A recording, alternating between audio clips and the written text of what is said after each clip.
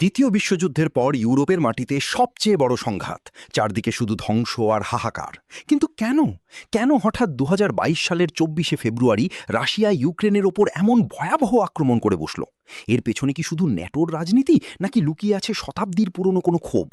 আজকের ভিডিওতে আমরা সহজ ভাষায় জানব রাশিয়া ইউক্রেন যুদ্ধের আসল কারণ এবং কিভাবে এই যুদ্ধ শুরু হলো।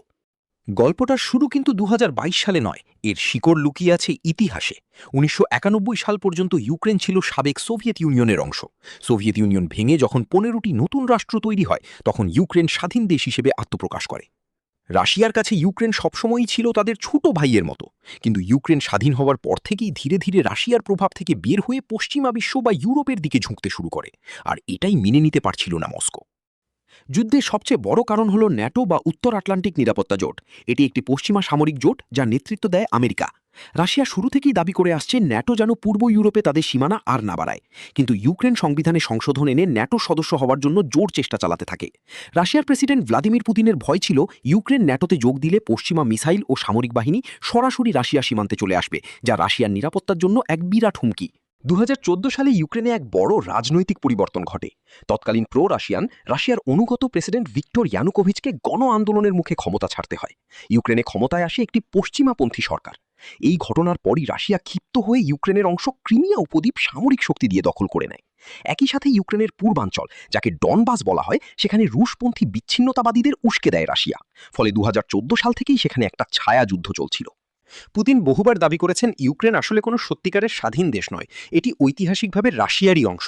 তিনি সোভিয়েত ইউনিয়নের পতনকে শতাব্দীর সবচেয়ে বড় বিপর্যয় মনে করেন এবং রাশিয়ার পুরনো গৌরব ও প্রভাব ফিরিয়ে আনতে চান। এবার আসা যাক কিভাবে এই যুদ্ধ বাস্তবে রূপ নিল। ২০২১ সালের মাঝামাঝি সময় থেকেই রাশিয়া ইউক্রেন সীমান্তে প্রায় ১,০০,০০০ বা তারও বেশি সৈন্য মোতায়েন করতে শুরু করে। আমেরিকা ও পশ্চিমা দেশগুলো বারবার সতর্ক করছিল যে রাশিয়া আক্রমণ করতে পারে, কিন্তু রাশিয়া তখন বলেছিল এগুলো কেবলই সামরিক মহড়া। কিন্তু দৃশ্যপট দ্রুত বদলে যায় ২০২২ সালের ফেব্রুয়ারি মাসে। ২১শে ফেব্রুয়ারি ২০২২, পুতিনের বড় চাল। ভ্লাদিমির পুতিন ইউক্রেনের ডনবাস অঞ্চলের দুটি বিচ্ছিন্নতাবাদী এলাকা দোনেৎস্ক ও লুহান্স্ককে স্বাধীন রাষ্ট্র হিসাবে স্বীকৃতি দেন এবং সেখানে তথাকথিত শান্তিরক্ষী পাঠানোর নির্দেশ দেন। ২৪শে ফেব্রুয়ারি ২০২২, আক্রমণের ঘোষণা। পুতিন টেলিভিশনে হঠাৎ এক ভাষণে ইউক্রেনে একটি বিশেষ সামরিক অভিযান বা স্পেশাল মিলিটারি অপারেশনের ঘোষণা দেন। তিনি দাবি করেন এর উদ্দেশ্য ইউক্রেনকে ডিমিলিটারাইজ বা সামরিকায়ন মুক্ত করা। ২৪শে ফেব্রুয়ারি ২০২২, প্রথম বিস্ফোরণ।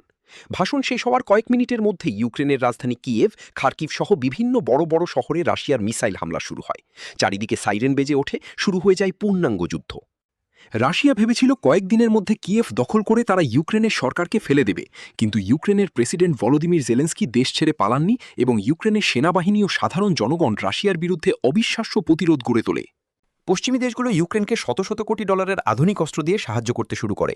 এই যুদ্ধ এখন এক দীর্ঘস্থায়ী লড়াইয়ের রূপ নিয়েছে, যেখানে দুই পক্ষেরই লাখ লাখ মানুষের প্রাণ গেছে। এমনকি ২০২৪ সালে এসে ইউক্রেন স্বয়ং রাশিয়ার কুর্স্ক অঞ্চলে পাল্টা আক্রমণ চালিয়ে রাশিয়ার ভেতরকার কিছু অংশ নিয়ন্ত্রণে নেয়। এই যুদ্ধের ফলে পুরো বিশ্বে তেল, গ্যাস এবং খাদ্যশস্যের দাম আকাশচুম্বী হয়ে গেছে এবং বিশ্ব অর্থনীতি এক বড় ধাক্কা খেয়েছে। ন্যাটোর বিস্তার ঠেকানো, ভূ রাজনীতি আর পুরনো সাম্রাজ্য ফিরিয়ে আনার এক অদ্ভুত লড়াইয়ের বলি হচ্ছে লাখ লাখ সাধারণ মানুষ।